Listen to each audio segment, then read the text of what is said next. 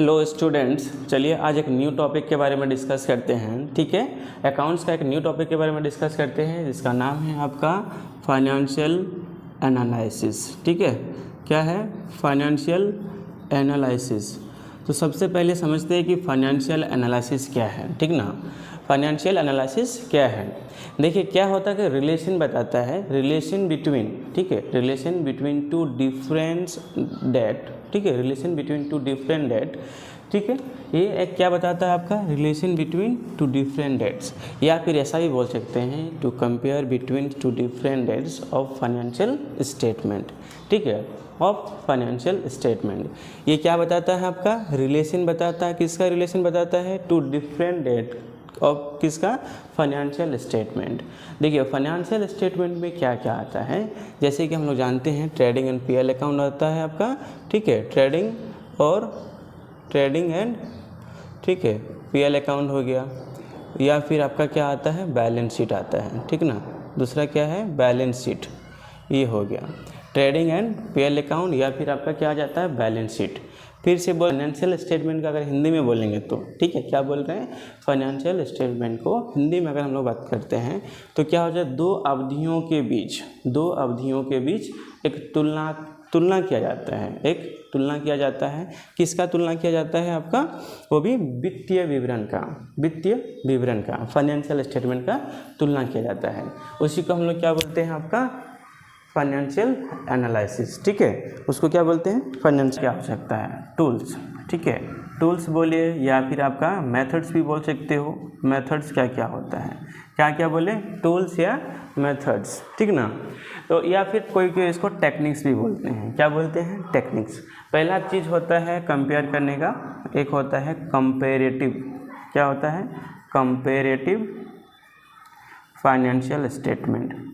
Comparative financial statement.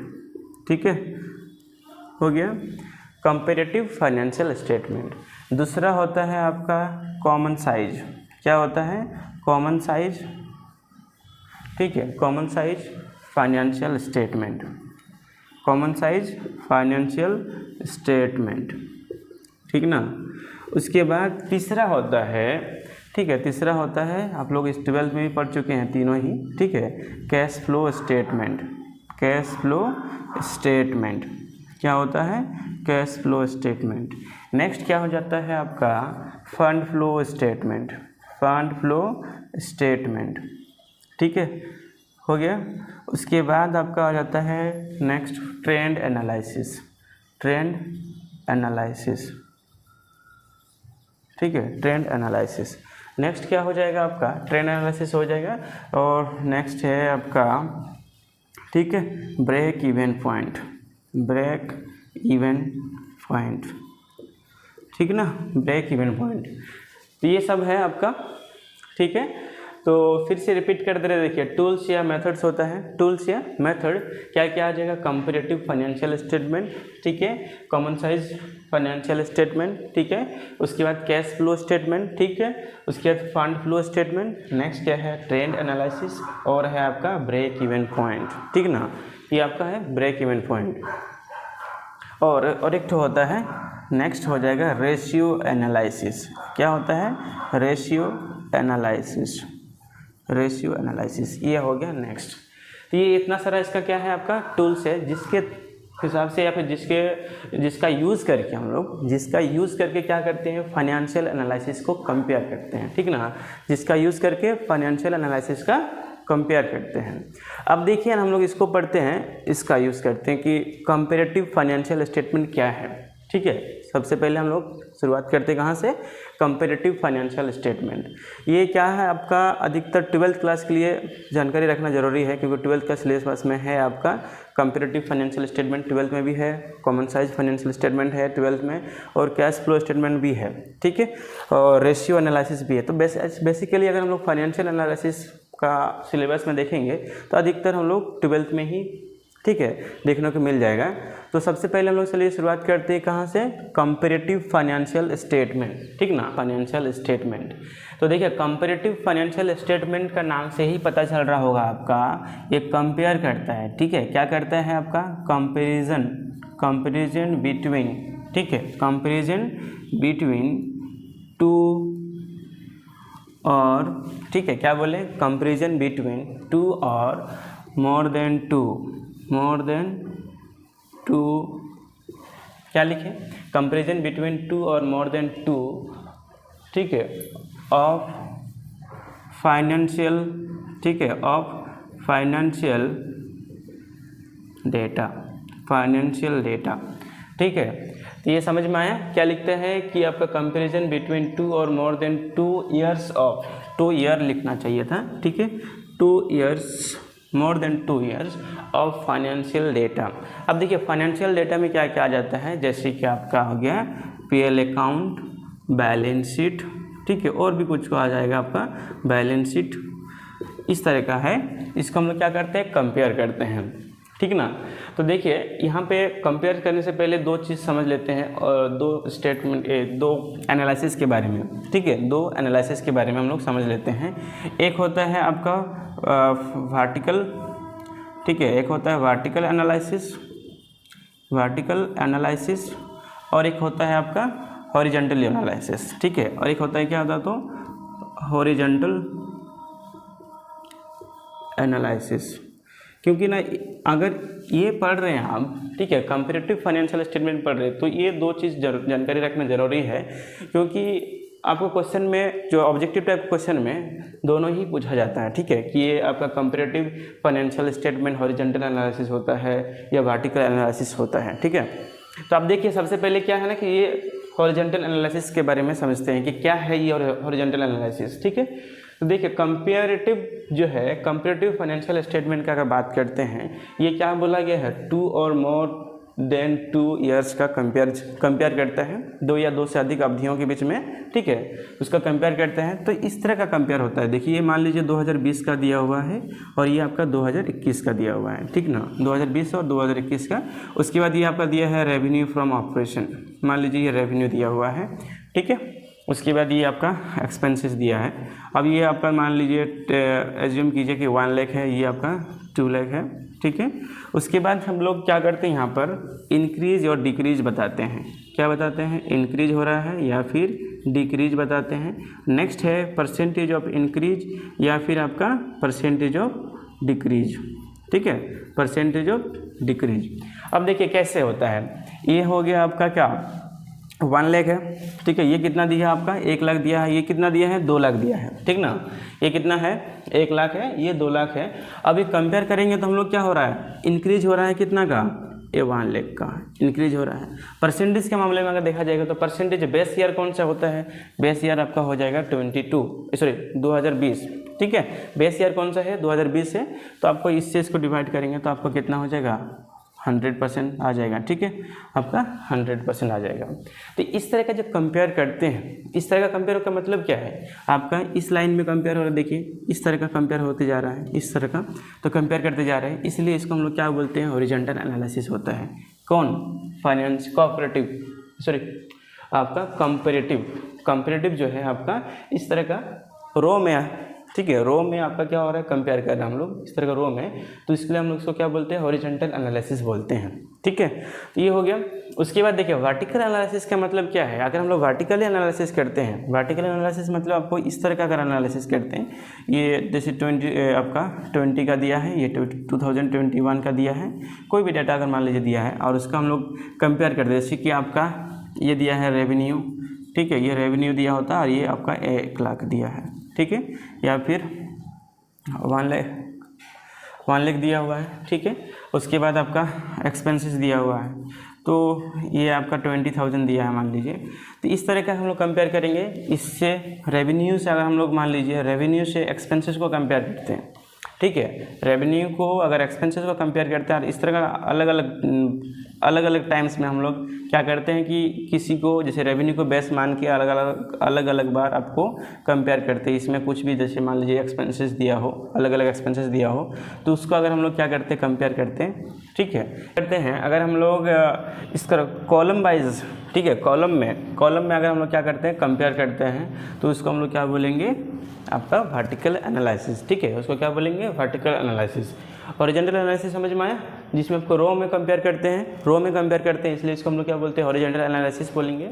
और आपका column में अगर हम लोग कंपेयर करते हैं तो उसको हम लोग क्या बोलते हैं, वर्टिकल एनालिसिस। ठीक है, तो देखिए अब यहाँ पे क्या लिखेंगे होगा, यहाँ पे क्या बोला जाएगा कि आपका कंपैरेटिव फाइनेंशियल स्टेटमेंट में ये तो हो गया। ठीक है, यहाँ पे लिख देते हैं एक चीज़, it is a horizontal analysis. ठीक है, हॉरिजॉन्टल एनालिसिस क्या लिखा हुआ है, it is a horizontal analysis हो गया। नेक्स्ट क्या है, it is also known as, ठीक है, it is also known as dynamic, it is also known as dynamic analysis. ठीक है, it is also known as क्या हो जाएगा आपका, डायनेमिक एनालिसिस।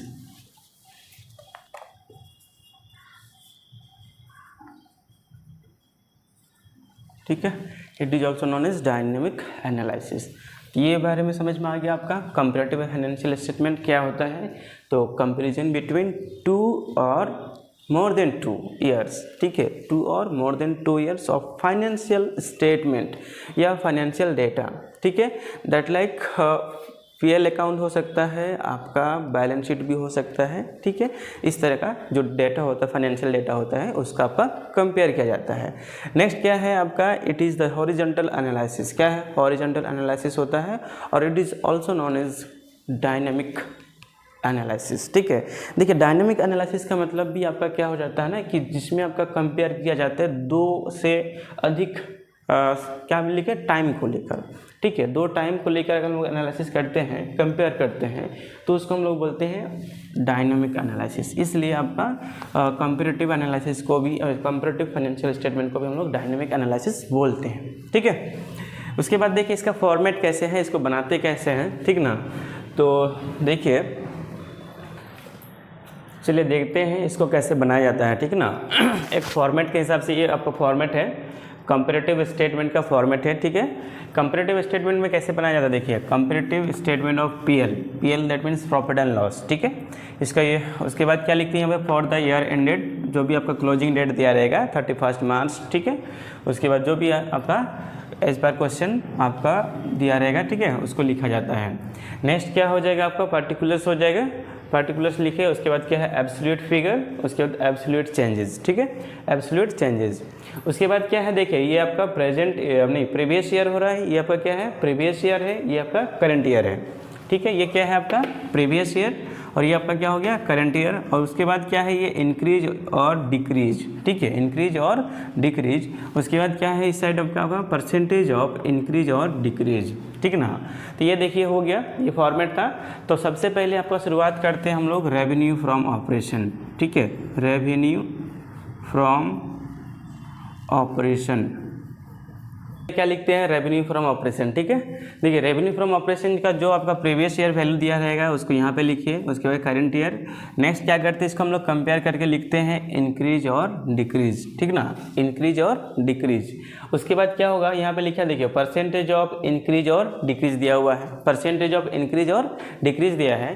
तो इसका वैल्यू को कैसे करते हैं, देखिए अगर हम लोग इसको नाम दे देते तो आपका क्या हो जाएगा ए, उसके बाद क्या हो जाएगा बी, उसके बाद इसको हम लोग क्या करते हैं सी।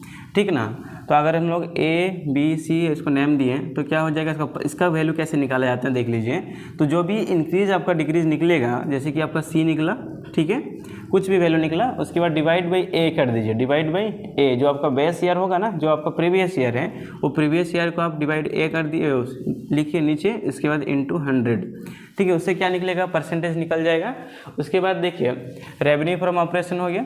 उसके बाद आपका होता है अदर इनकम। ठीक है, क्या निकलेगा, लिखा जाता है अदर इनकम। ठीक है, अदर इनकम में क्या हो गया, जो भी है सेम चीज़ करेंगे, इंक्रीज डिक्रीज आपका करके लिखेंगे। उसके बाद लिखने के बाद आपको इसको लिखते हैं हम लोग टोटल इनकम। ठीक है, टोटल इनकम, टोटल इनकम। ठीक है, उसके बाद देखिए इसको दोनों को जोड़ेंगे तो क्या लिखेंगे, टोटल इनकम, इसको हम लोग ए नाम दे दीजिए। ठीक है, उसके बाद आता है आपका एक्सपेंसेस। क्या आता है, एक्सपेंसेस, एक्सपेंसेस हो गया। तो एक्सपेंसेस में कैसे हो सकता है आपका, जैसे कि आपका हो जाएगा कुछ भी आपका जो भी एक्सपेंसेस दिया रहता है उसको हम लोग लिखेंगे यहाँ पर, जैसे cost of material, cost of material, ठीक है, कॉस्ट ऑफ मटेरियल हो गया। या फिर हो सकता है आपका जैसे क्वेश्चन में दिया रहेगा एम्प्लॉय बेनिफिट्स, ठीक है, एम्प्लॉय बेनिफिट्स हो गया। उसके बाद क्या क्या दिया हो सकता है आपका, और भी डेप्रिसिएशन दिया हो, डेप्रिसिएशन दिया होगा, मतलब ये क्वेश्चन में जैसे हो सकता है स्टॉक चेंजेस दिया हो सकता है, ठीक है।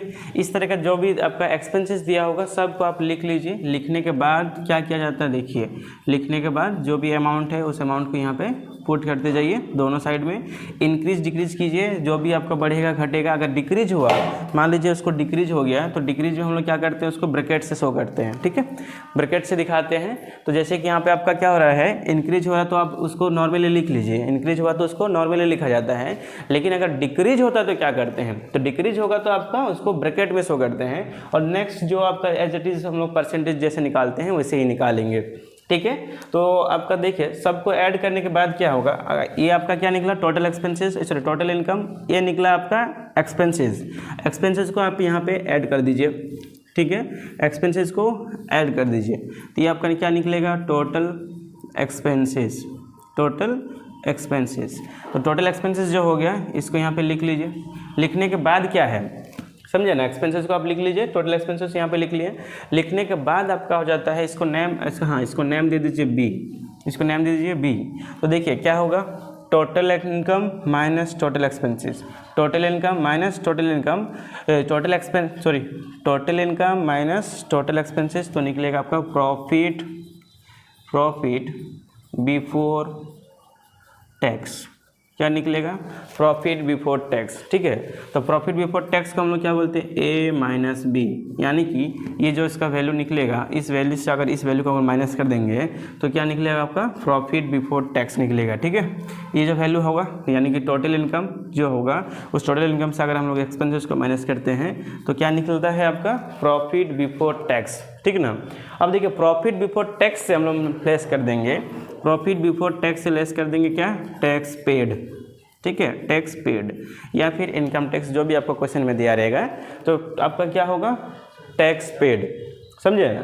तो टैक्स पेड कैसे निकालेंगे, या तो आपका क्वेश्चन में दिया होगा, गिवन होगा, ठीक है, या फिर नेक्स्ट क्या हो सकता है, जो आपका प्रॉफिट बिफोर टैक्स है, जो आपका प्रॉफिट बिफोर टैक्स है, प्रॉफिट बिफोर टैक्स का क्या हो जाता है, इसका आपका जो परसेंटेज दिया रहेगा उस परसेंटेज के हिसाब से निकालेंगे। अगर आपका क्वेश्चन में परसेंटेज दिया है 10% तो इसका बिफोर टैक्स का 10% निकालेंगे। अगर 50% दिया है तो बिफोर टैक्स का 50% निकालेंगे, ठीक है। एज पर क्वेश्चन में जो दिया रहेगा आपका उसी हिसाब से निकाला जाता है। वो भी किसका निकालेंगे, ठीक है, प्रॉफिट बिफोर टैक्स का निकालेंगे, प्रॉफिट बिफोर टैक्स का। उसको निकालने के बाद उसको हम लोग क्या करते हैं, ठीक है, माइनस कर दीजिए। और सेम चीज़ इधर भी आपको क्या किया जाता है, इंक्रीज डिक्रीज में परसेंटेज निकालते जाइए। परसेंटेज इसका भी सेम चीज़, सबका एज इट इज़ परसेंटेज निकालेंगे, ठीक है ना, इसका भी परसेंटेज निकालेंगे, हो गया। और उसके बाद लास्ट में जो निकलेगा आपका, लास्ट में जो निकलेगा वो आपका हो जाता है, ठीक है, वो निकलेगा आपका क्या, प्रॉफिट आफ्टर टैक्स, ठीक है। और लास्ट में क्या निकलेगा, प्रॉफिट आफ्टर टैक्स, ठीक है, क्या निकलेगा, प्रॉफिट आफ्टर टैक्स। ये जो है आपका बिफोर टैक्स से माइनस कर दीजिए टैक्स पेड, बिफोर टैक्स से माइनस कर दीजिए टैक्स पेड, तो आपका क्या निकलता है, आफ्टर टैक्स निकलेगा, हो गया, ठीक है।